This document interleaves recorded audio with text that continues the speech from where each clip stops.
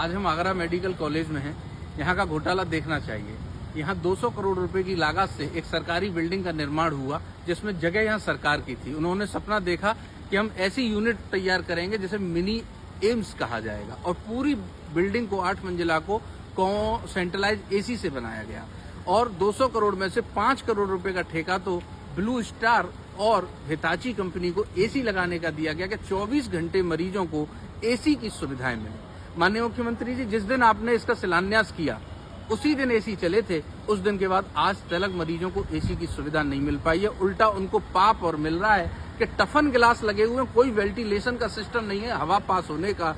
इस वजह से एसी चलते नहीं है तो लोग बमुश्किल उसमें अपना इलाज करा रहे हैं। डॉक्टरों ने क्या किया, जो एसी कोविड में दान में मिले थे वो अपने छोटे छोटे चैम्बरों में लगा लिए। खुद तो एसी का यूज कर रहे हैं, लेकिन मरीजों के लिए जो 100 करोड़ रुपए की केवल बिल्डिंग बनाई गई थी, 200 करोड़ रुपए इस प्रोजेक्ट पे लगाए गए थे, वह महज एक शमशान घाट बन करके रह गया है। लोग यहाँ डॉक्टर्स इलाज के लिए नहीं आते हैं सर। मैं कोई भी बात बिना उसके नहीं कहूंगा, मैं तथ्यों के साथ कह रहा हूं सर। यहाँ डॉक्टर इलाज के लिए नहीं आते। रिश्तेदारी जैसे रिश्तेदार रिश्तेदारी में जावे, ऐसे यहाँ 2-3 दिन आके कहीं आवते हैं। प्राइवेट हॉस्पिटल चला रहे हैं, बिनी में बैठते ने का चंदा चुंदी भेज देते हैं, नेता के काज और अधिकारी के काज है, और बाकी बात वो नहीं आते। इलाज कौन कर रहा है पता है?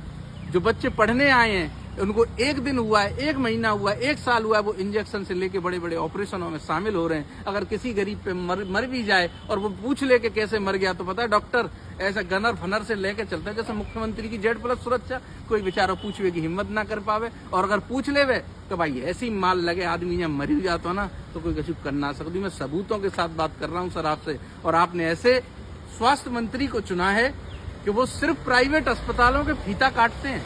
वो सिर्फ प्राइवेट अस्पतालों में जब बड़ी बड़ी मशीनें आती हैं तो उनका फीता काटने लखनऊ से लेकर के 45 कर्मचारियों को लेकर के आते हैं सर, सरकारी खर्चे पे, और फीता काट के चले जाते हैं। 2 किलोमीटर दूर इस सेशन में कोई नहीं आता है ये देख सके कि क्यों 5वीं मंजिल पे एसी को ध्वस्त कर दिया गया, क्यों एक भी दिन यहाँ पर सिस्टम नहीं चला। और मान्यवर, मैं कोई बात ऐसी नहीं कह रहा। ये देखिए, मैं आपको दिखाता हूँ किस तरीके से ये बिल्डिंग जर्जर हो गई है। ये बिल्डिंग बने हुए कुछ चंद दिन हुए हैं कि ये पूरी बिल्डिंग दरकने वाली है।